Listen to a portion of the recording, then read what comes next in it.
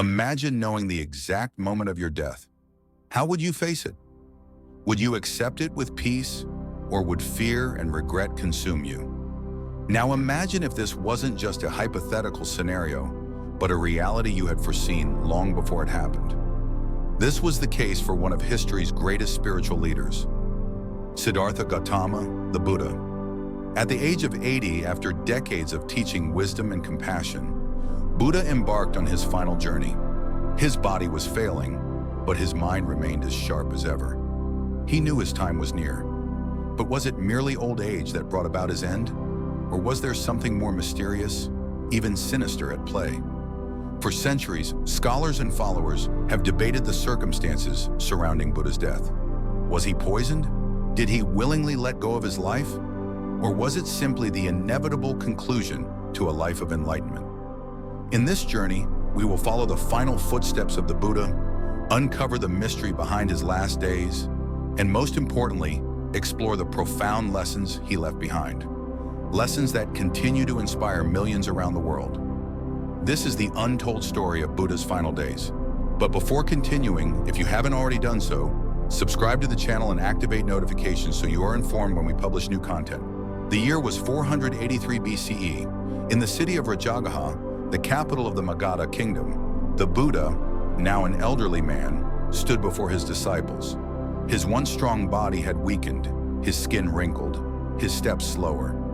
Yet his presence was as commanding as ever, and his mind remained untouched by time. One day he made an unexpected announcement. "I will journey to Kusinagar." His followers were puzzled. Kusinagar was a small, insignificant town far to the north. Why travel such a long distance in his condition? But Buddha's decision was firm. He would embark on this final journey, one that would become the ultimate teaching of his life. With his devoted disciple Ananda by his side, he set out on the arduous trek. The path was not easy. He walked barefoot, stopping in villages and towns along the way, teaching those who sought wisdom. Despite his declining health, he remained committed to his mission, guiding others toward enlightenment. As they traveled, whispers spread among his followers. Does the master know his end is near? Some believed he was testing them, demonstrating the true nature of impermanence. Others feared something more ominous was at hand. With each passing day, his strength waned, but his spirit remained unshaken. Little did they know this journey would lead to the most debated event in Buddhist history, the mysterious final meal of the Buddha. As the Buddha and his disciples neared the town of Pava, they were greeted by a devoted lay follower, a metalworker named Kunda. Honored to host the enlightened one, Kunda invited the Buddha and his companions to him. He prepared a special dish called Sukara Madhava. The true Natu Buddha, knowing this would be his last meal, accepted the offering without hesitation. He ate calmly, expressing gratitude. Shortly after the meal, he fell severely ill. Waves of pain coursed through his body. Ananda and the others watched in distress as their beloved teacher, who had seemed invincible for so long, now struggled against unbearable suffering. Was it mere coincidence? Or was this food somehow responsible for his death? Even in pain, Buddha's concern was not for himself, but for Kunda. He instructed Ananda to reassure the metalworker. Tell Kunda that his offering was of great merit.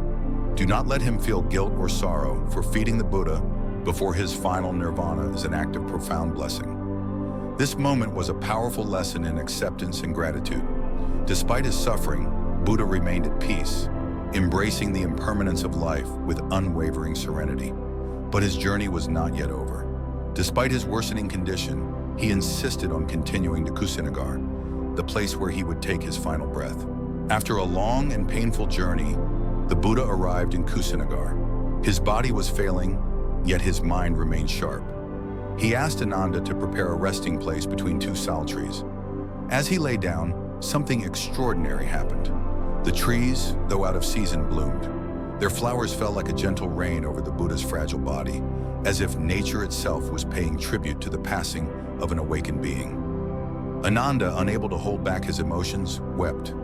"Master, how can we go on without you?" Buddha turned to him with a calm smile.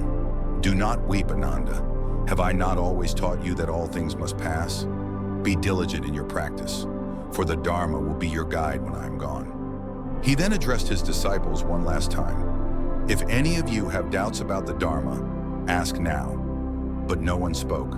Silence filled the air. The disciples had absorbed his teachings so completely that there was nothing left to question. Buddha then gave his final words, words that would echo through time. "All conditioned things are subject to decay. Strive on with diligence." With that, he entered deep meditation, passing through the highest states of consciousness until he reached parinirvana, the ultimate liberation beyond the cycle of birth and death. The enlightened one had left the world, but his teachings would live on. The night the Buddha entered parinirvana, the entire Kusinagar region seemed to fall into an eerie stillness. The great teacher, who had guided so many, was no longer in the world, but his presence lingered, not in form, but in the hearts and minds of his disciples. Ananda, still overwhelmed with grief, struggled to compose himself.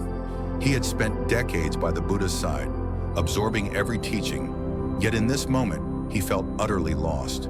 But as dawn broke, a realization settled within him. The Buddha had prepared them for this. His passing was not an end, but a transition, just as he had always taught about impermanence. With the Buddha's passing, the question arose, how should his body be honored? The Mallas of Kusinagar, the local rulers, wanted to perform the funeral rites themselves as a sign of their devotion. However, word of his passing spread quickly, and soon rulers from other regions, Magadha, Vasali, Kapilavastu, demanded a share of the Buddha's relics. Tensions grew. Some even prepared for war over who had the right to honor the enlightened one. Then a respected Brahmin named Drona intervened. He reminded them of the Buddha's teachings on non-attachment and peace. He proposed a solution. The relics would be divided into 8 equal portions, allowing each kingdom to build a stupa, shrine, to honor him. This act of wisdom prevented bloodshed, and so the sacred relics of the Buddha were enshrined in different regions, spreading his influence far and wide. In the months following the Buddha's passing, his disciples realized they had a responsibility to ensure that his teachings were not lost. Thus, under the leadership of Mahakassapa, 500 enlightened monks convened in Rajagaha. This gathering, known as the First Buddhist Council, had a singular purpose: to compile and preserve the Buddha's words. Ananda, who had memorized countless teachings, recited the Sutta Pitaka, discourses of the Buddha. Upali, an expert in monastic discipline, recited the Vinaya Pitaka, rules for monks and nuns. Through their efforts, the Dharma was safeguarded, ensuring that future generations could walk the path the Buddha had illuminated. But what about those who were not monks? How would the lay followers continue to practice? The answer lay in dana, generosity, sila, morality, and bhavana, meditation. By living virtuously and supporting the monastic community, even householders could progress toward enlightenment. The Buddha was gone, but his wisdom had become immortal. What began as a small group of wanderers in India soon became a global movement. Over centuries, Buddhism spread beyond the borders of its birthplace. King Ashoka, a powerful ruler in the 3rd century BCE, embraced Buddhism and sent missionaries to Sri Lanka, Central Asia, and even Greece. In China, Buddhism blended with Taoism and Confucianism, giving rise to new traditions. In Japan, Zen Buddhism emerged, emphasizing direct experience over scriptures. In Tibet, Vajrayana Buddhism developed, incorporating deep meditation practices. Each culture adapted Buddhism to its own context, yet the core message remained: suffering exists, but liberation is possible. The Buddha lived in a time of kingdoms and wandering ascetics, yet his teachings remain profoundly relevant today. In a world of constant change, his wisdom on impermanence reminds us to embrace the present moment. In an era of greed and materialism, his teachings on detachment guide us toward true fulfillment. In times of division and hatred, his emphasis on compassion and loving kindness shows a path to harmony. His final words still echo: strive on with diligence, not just in meditation, but in how we live, love, and seek truth. The Buddha may have left this world, but his path remains open for anyone willing to walk it. The story of the Buddha does not end with his death. Every person who embraces wisdom, kindness, and mindfulness continues his legacy.